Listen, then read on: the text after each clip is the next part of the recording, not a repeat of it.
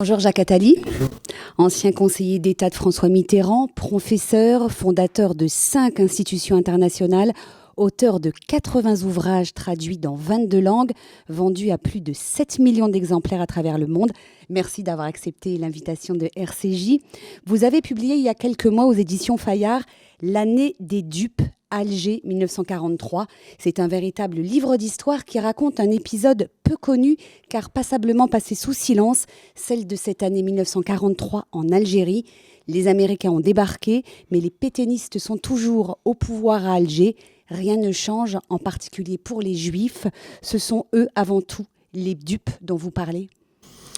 Pas seulement eux, ce sont aussi les résistants, ce sont les gaullistes, ce sont tous les Français qui veulent se débarrasser du pétainisme, ce sont aussi une grande partie des Américains qui ne comprennent pas que l'armée américaine ne soit là que pour aider au maintien au pouvoir des collaborateurs. Alors avant d'en venir au cœur de votre sujet, cette fameuse année 1943, un petit rappel que vous faites d'ailleurs dans les premiers chapitres.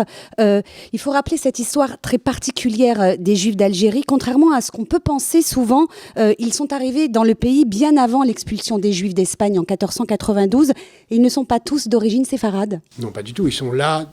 Il y a des Juifs en Algérie depuis avant le christianisme, donc depuis avant l'islam.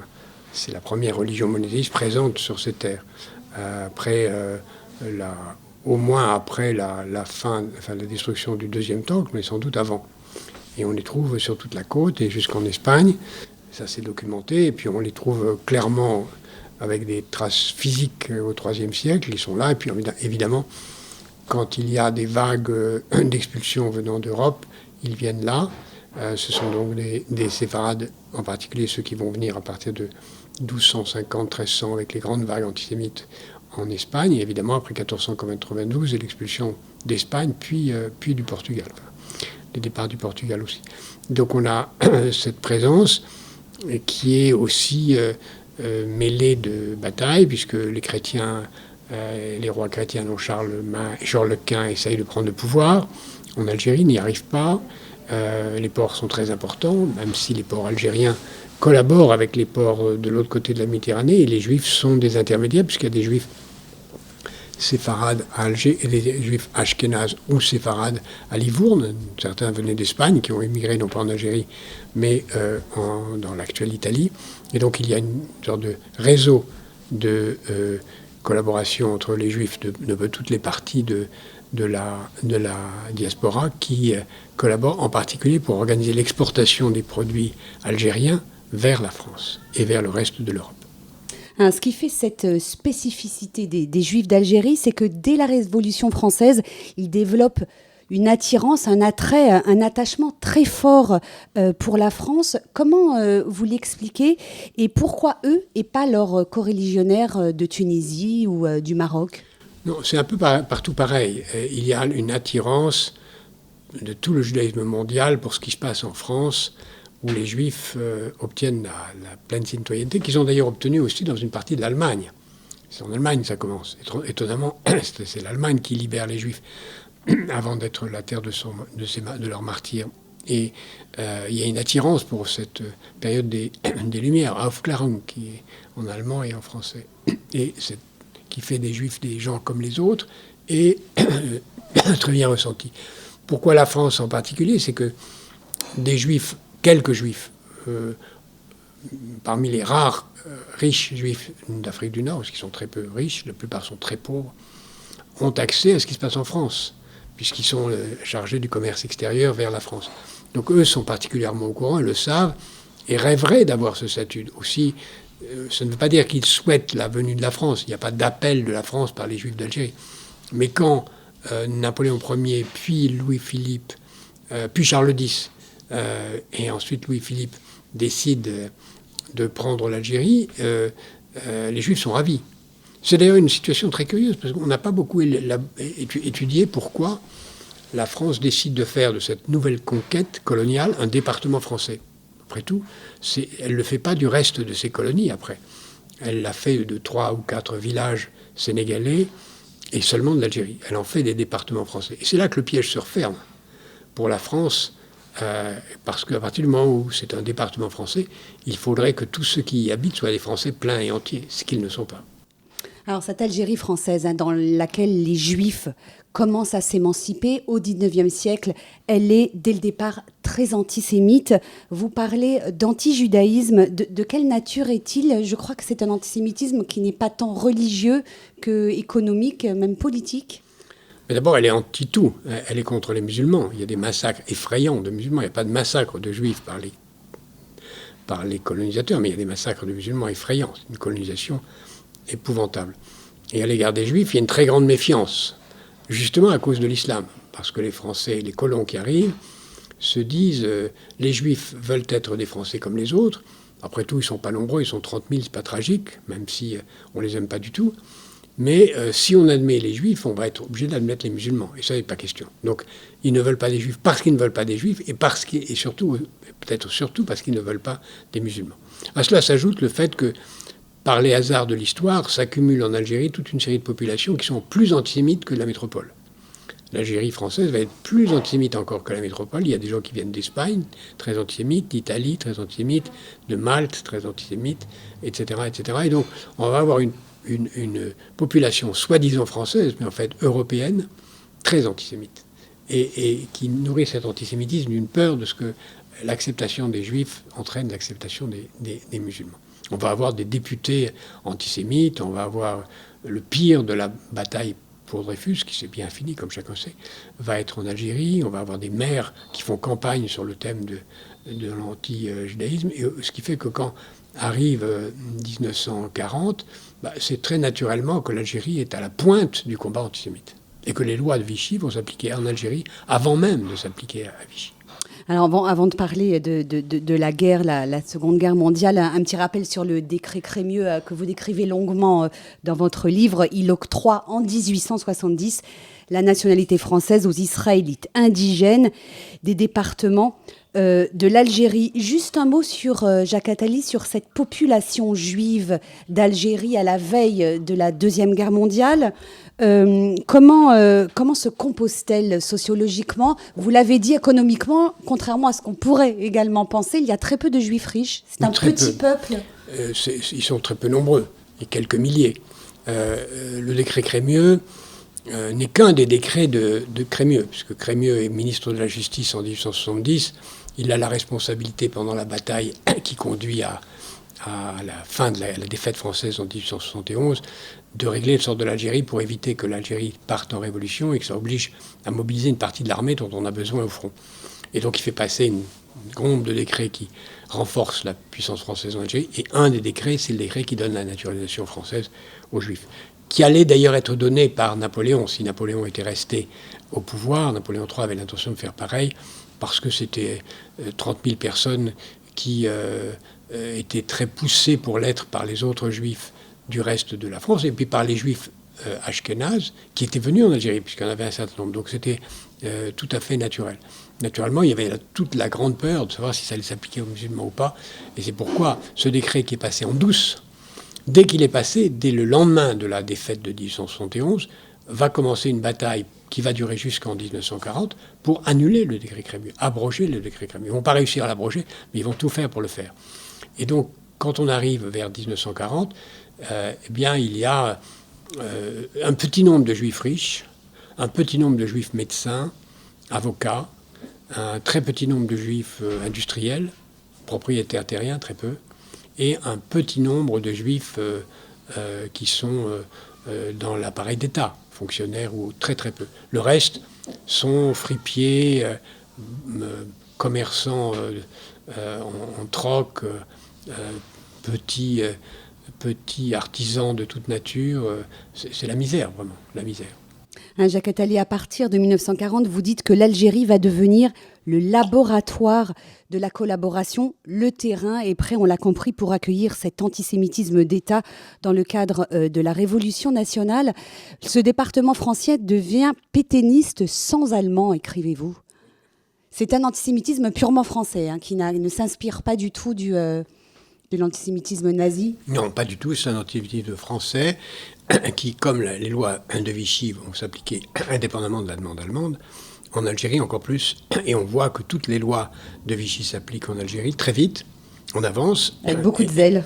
Et non seulement du zèle, mais c'est parfois d'Algérie que vient la demande de durcir des lois antisémites qui vont ensuite s'appliquer au reste de la nation, puisque par exemple, le fait de chasser les juifs des universités est une demande des étudiants de l'UNEF de l'époque, qui est de la partie de l'UNEF d'Algérie, qui le réclame au congrès de Grenoble de 1941 et qu'il obtient du reste de l'UNEF, qu'il impose au gouvernement de Vichy, qui n'en avait pas l'intention, en tout cas tout de suite. Et donc on a vraiment une pression, et cet antisémitisme est total. Les juifs sont chassés des écoles, de l'administration, de tous les métiers. Et on les voit progressivement chassés de tous les métiers, les uns après les autres leur sont interdits. On leur prend leurs activités de toute nature. On trouve des gens pour être gestionnaires ou spoliateurs de leurs biens, comme on le fera ensuite en métropole. Il faut noter qu'aucun musulman ne se prête à ce jeu, car les musulmans restent extrêmement fidèles aux juifs. Il y a de grandes fidélités dans l'antisémitisme à cette époque, contre l'antisémitisme entre juifs et musulmans, avec toujours cette idée que pour les musulmans, les juifs sont nos frères, il faut qu'ils aient leurs droits, il faut qu'on leur rende leurs droits, parce que si on leur rend leurs droits, on a une chance de les avoir nous aussi.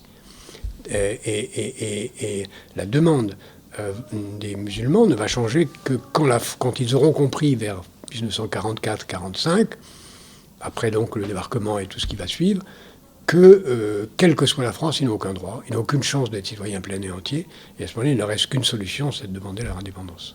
Alors bien évidemment, la grande mesure discriminatoire, la principale mesure qui va être prise très vite dès le mois d'octobre 40, c'est l'abrogation du décret Crémieux sous la pression donc des Français d'Algérie. Comment cette décision, ce décret très dur est accueilli par les Juifs d'Algérie? Ils se sentent trahis, abandonnés par cette France un dans petit laquelle peu ils comme croyaient. ça sera en France par ailleurs, c'est une grande surprise. C'est pas possible, c'est pas vrai, c'est pas possible.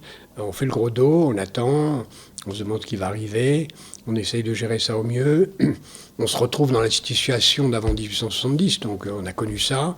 Mais Ils évidemment, deviennent des indigènes. ils redeviennent des indigènes comme les musulmans. Comme ils étaient avant. Ils redeviennent des indigènes, donc ils continuent à travailler, mais beaucoup de métiers leur sont interdits. Médecins, avocats, tous ces gens-là ne peuvent plus exercer, ce qui leur pose des problèmes, y compris dans leur vie matérielle, évidemment. Mais il y a des écoles qui se créent en douce, souvent même à l'intérieur des écoles chrétiennes, qui acceptent en douce de faire des sous-écoles juives chez eux. Il y a des professeurs qui donnent des cours. C'est le cas de Camus qui va donner des cours à Oran dans une école juive, pour des élèves juifs dans un cours privé de M. Bénichou. Et puis il y a cette préparation d'une résistance.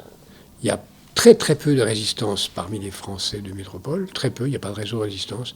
Ce qui est étonnant, parce qu'il n'y a pas d'Allemands. Il n'y a pas d'Allemands en Algérie. Il y a 3-4 Allemands. Les Allemands n'ont pas mis de force allemande en Algérie. Donc on pourrait s'imaginer que tout est bien. Non, mais il y a beaucoup de miliciens, il y a une force française très forte, et il n'y a pas de résistance. Une rare résistance, c'est la résistance juive, qui est d'abord une milice pour se protéger, au cas où on vienne nous embêter. Donc ils se protègent, ils font des groupes d'autodéfense, et ils se préparent, et peu à peu, ils rentrent en contact par le biais du consul général des États-Unis à Alger, qui est un personnage très important, M. Murphy, avec quelque chose qui se trame et qui se prépare, c'est-à-dire un éventuel débarquement en Afrique du Nord. Alors dans cette résistance juive, la plupart ce sont de jeunes gens, souvent des étudiants.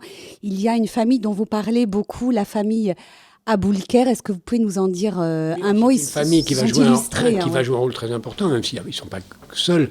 Mais il y a beaucoup d'Aboulker, garçons et filles, parce qu'on retient souvent le nom des garçons, mais les filles, les femmes, les filles ont joué aussi un rôle très important. C'est une famille très ancienne, qui faisait partie des notables depuis toujours, parce qu'il y avait un grand rabbin Aboulker en 1815, il y avait un président de communauté Aboulker en 1830.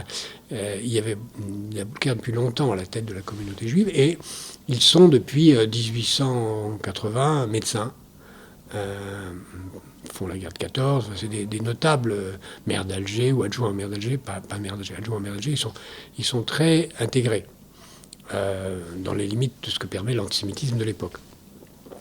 Mais ils sont chassés comme tout le monde, et on va avoir 4 Aboulker, 4 médecins Aboulker, jeunes, le plus jeune a 20 ans, le plus âgé en a 40, qui prennent la tête d'un réseau de résistance assez surréaliste d'ailleurs, puisqu'ils se cachent dans une salle de gym, où ils créent une salle de gym, un cours de gym, soi-disant ouvert à tout le monde, avec un prof de gym plutôt pro-vichiste, qui ne voit pas du tout ce qui se passe, et avec le grand portrait du maréchal dans la salle de gym, M. Géogras. Et c'est là qu'ils se retrouvent, sous prétexte de faire de la boxe, ils sont là en fait pour préparer leur coup. Alors ils ne font pas de résistance au sens de sabotage, il n'y a pas de raison de saboter puisqu'il n'y a pas d'Allemands, mais ils se préparent à aider éventuellement un débarquement.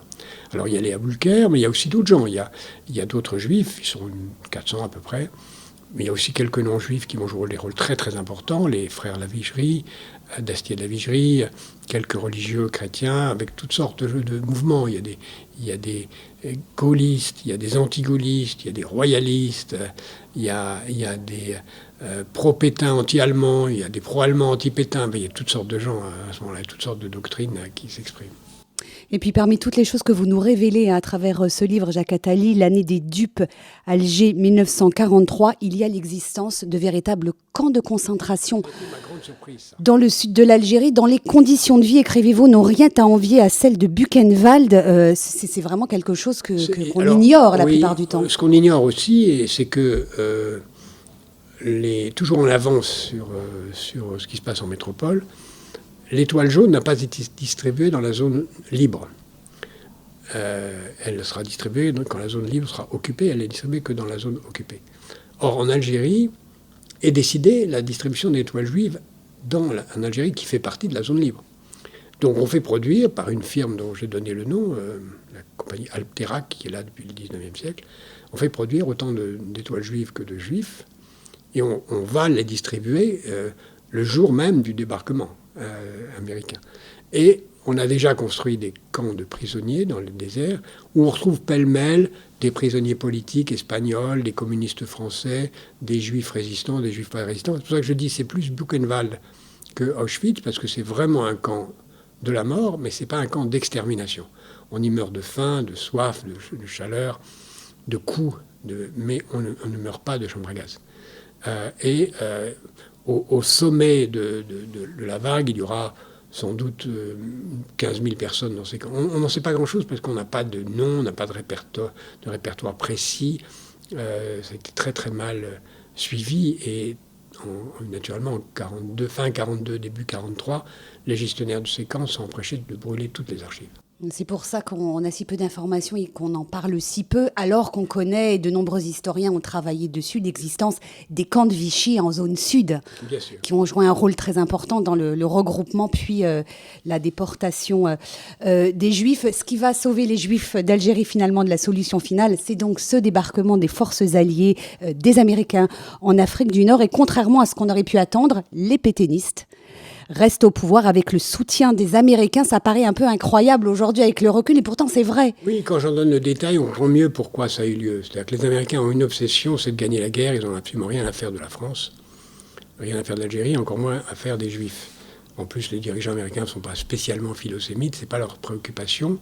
Ils veulent foncer, aller très vite vers la Tunisie et couper la route du pétrole aux armées allemandes, qui cherchent le pétrole, qui est vital pour évidemment mener la guerre. Et les Américains qui ont très peur que les sous-marins allemands arrivent dans les eaux américaines veulent absolument que la marine allemande n'ait pas de pétrole. Donc il faut à tout prix lui couper la route du pétrole. Les Russes se chargent de couper la route du pétrole en arrêtant les armées allemandes qui cherchent à aller au Kazakhstan et en Azerbaïdjan. Et les troupes américaines vont chercher à couper la route du pétrole quand les troupes allemandes cherchent à aller vers l'Irak. Et donc, quand les troupes allemandes arrivent en Tunisie puis en Libye, les Américains doivent à tout prix arriver là au plus vite avec les Anglais pour arrêter les troupes allemandes, ce qu'ils vont faire. Donc ils sont en Algérie comme une base, et ça ne l'importe pas. Mais ce qui est très intéressant de noter, ce qu'on note pas trop, c'est que le débarquement du 8 novembre 1942, c'est le premier débarquement en terre de France. C'est pas celui du 6 juin 1944 qu'on célèbre, mais on ne célèbre jamais celui du 8 novembre pour une raison très simple, c'est que les troupes françaises ont tiré sur les troupes américaines. Alors, naturellement, on ne célèbre pas ce débarquement. Les troupes françaises tirent sur les troupes américaines à Casablanca, à Oran et à Alger. Et si ça se passe plutôt bien à Alger, c'est parce que les résistants juifs du groupe de Géogras ont réussi par un coup de force extraordinaire dans la nuit à désarmer par surprise toutes les forces dirigeantes ensommeillées des notables vichistes et croient avoir le pouvoir. Ils donnent donc le pouvoir aux Américains qui arrivent grâce à eux. Et ils découvrent le lendemain que les Américains donnent le pouvoir au numéro 2 de Vichy, qui est là par hasard, mais vraiment par hasard. Je pense qu'on peut maintenant être certain qu'il est là par hasard, puisqu'il est là pour aller voir son fils qui est gravement malade, l'amiral Darlan, l'homme de Pétain par-dessus tout, et il lui donne tous les pouvoirs, au point que les résistants juifs sont envoyés dans les camps. Certains qui ont tiré sur les Juifs sont décorés. Enfin, c'est le pire qui se passe. Un mois plus tard, Darlan est assassiné, sans doute par un gaulliste, mais avec une alliance avec les girodistes et les royalistes.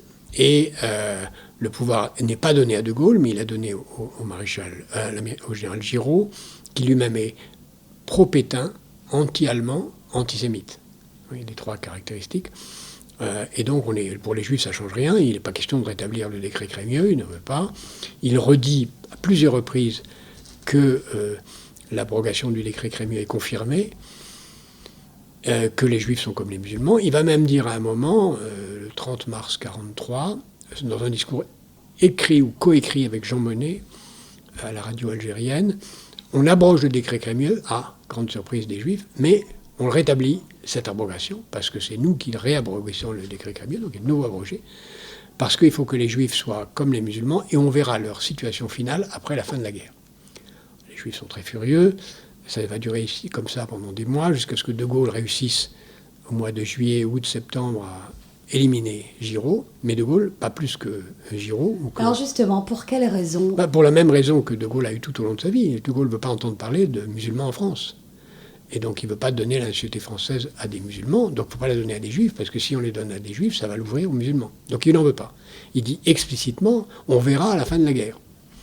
Et il faut que, sur pression américaine, par un tour de passe-passe incroyable, tel que je l'ai décrit, est illégal, que le décret du 30 mars 1943, qui avait rétabli l'abrogation du décret Crémieux, soit considéré comme caduc parce que ces décrets d'application n'ont pas été pris, et que donc, comme le décret d'application est caduc, le décret Crémieux serait rétabli.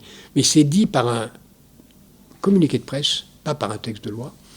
Et donc l'abrogation, pour moi, la restauration du décret Crémieux est illégale. Le décret Crémieux n'a pas été rétabli, puisqu'on renvoie toujours à la fin de la guerre, et à la fin de la guerre, il n'y aura rien. Personne ne dira rien.